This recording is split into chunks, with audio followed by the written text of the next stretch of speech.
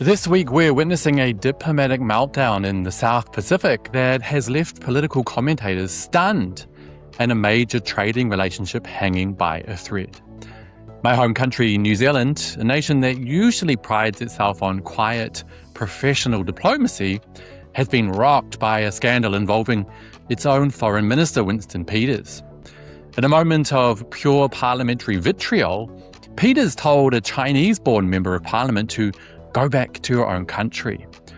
It's a remark that didn't just stay within the debating chamber, it reached all the way to Beijing. China's ambassador to New Zealand, Wang Xiaolong, took a rare step of publicly calling out the minister on social media before his embassy escalated the matter to a formal international incident by lodging a complaint with the Ministry of Foreign Affairs and Trade. The fallout has been so significant that Beijing's Foreign Ministry spokesperson, Mao Ning, was forced to address the negative remarks during a daily briefing.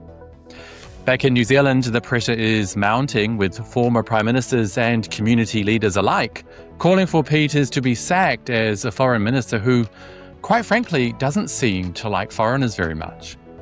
But despite the international uproar and accusations of blatant racism, I'll explain why I don't think Peters is going anywhere. This is Reports on China. I'm Andy Borham here in Shanghai. Let's get reporting.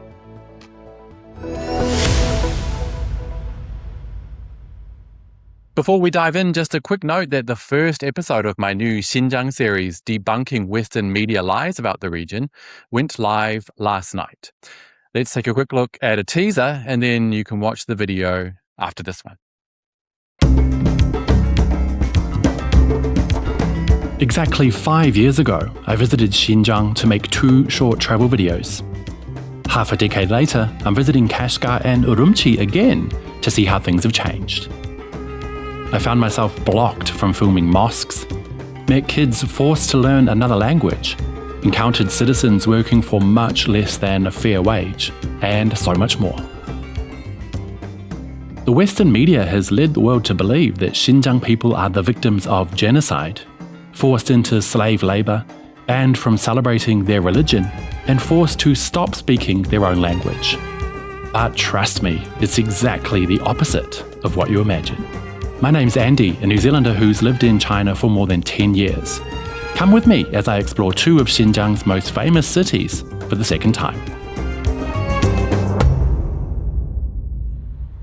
The link to the first episode, filmed in Kashgar, will be underneath this video.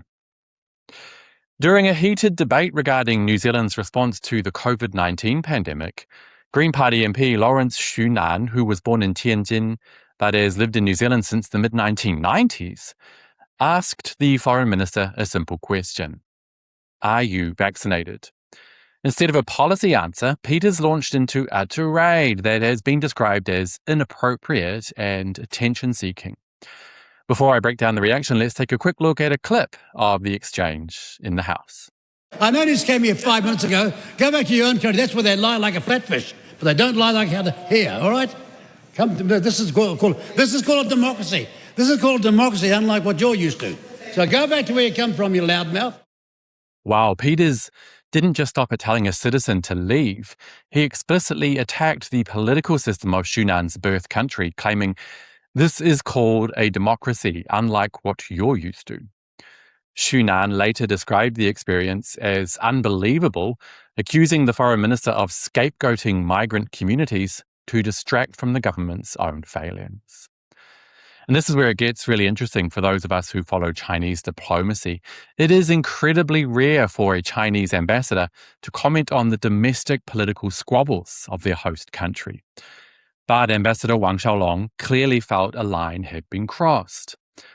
Under the headline, China's ambassador weighs in as Peters tells MP to go back to your own country, the New Zealand Herald reported on his rare intervention.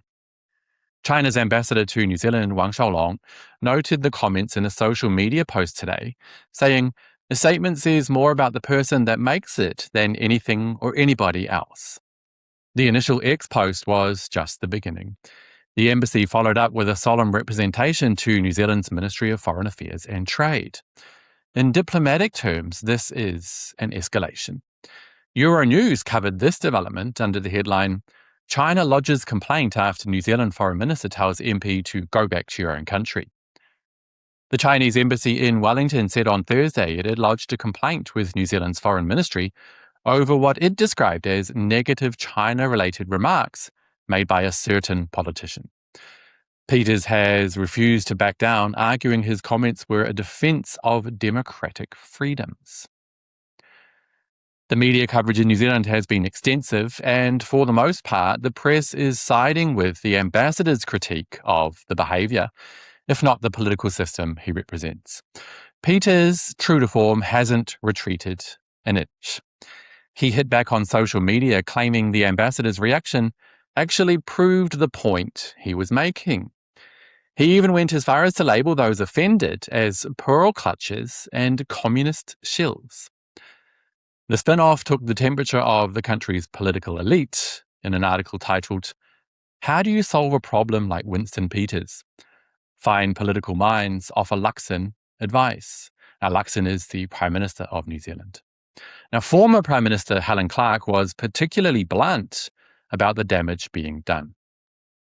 "I think Winston Peters and New Zealand First have been inviting a sacking for some time. Their statements on a whole range of issues have become more and more shrill," she says. "The implications are obvious for cohesion in New Zealand society. It will send a chill through New Zealand's migrant communities. And the foreign policy impact is that the New Zealand Foreign Minister has accused China of lying like a flat fish."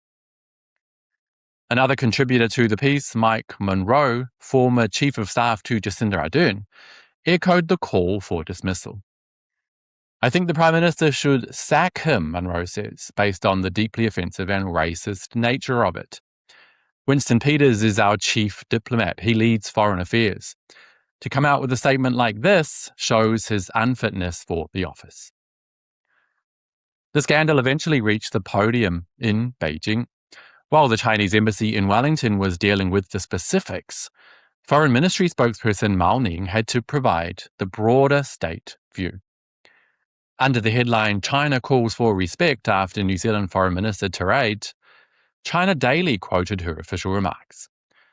"China always believes that it is important to respect the development paths and systems chosen by the people of every country, and opposes any form of discrimination and prejudice," Mao said. China called on relevant people in New Zealand not to make China an issue for domestic political purposes, and to do more things that are conducive to bilateral friendship. Now, by calling Peters a relevant individual rather than using his title, Beijing is effectively snubbing his status while making it clear they're watching the domestic culture wars he is trying to ignite.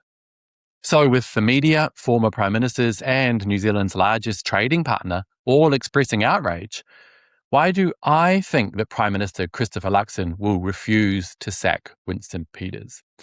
Well, it comes down to the cold, hard political math. New Zealand has an election coming up this November, and Winston Peters' party, New Zealand First, is a crucial part of the governing coalition. As political mind Ben Thomas noted in the spin-off, Luxon has ramped up his rhetoric in terms of criticising his comments, but going further is intolerable for both parties. Sacking him would rapidly lead to the end of the government, which would not be in the interests of the National Party. Peters has played the role of kingmaker for decades in New Zealand, and he knows that Prime Minister Luxon needs him to stay in power. If Luxon sacks him now, the coalition collapses, and they face a snap election that could see the government tossed out. On top of that, I seriously doubt Peters is even worried about this uproar because it plays directly to his base, older voters who are often susceptible to rhetoric that targets immigrants and foreign influence. For Peters, being cancelled by the Chinese embassy and liberal media is actually a badge of honour he can use on the campaign trail. My verdict, Peters will not be sacked as Minister of Foreign Affairs. So New Zealand has a foreign minister who has traded diplomacy for populist outbursts, causing a genuine international rift with New Zealand's most important economic partner. While the Chinese community in Auckland says it hurts us and leaders call for accountability, The political reality of a looming election means Peters likely holds all the cards. Luxon has called the comments inappropriate, but I doubt it will go much further than that. As always, Peters remains the kingmaker. And on that note, that will be all for today, you guys. But as always, I'd love to hear your thoughts. Do you believe a foreign minister should be allowed to keep their job after telling a fellow lawmaker to go back to their own country? And is this a calculated political strategy by Peters? Or did he simply let his temper get the better of him? Do let me know down below, and don't forget to hit like and subscribe if you haven't already. It really does help the channel. I'll see you all next time. Bye-bye.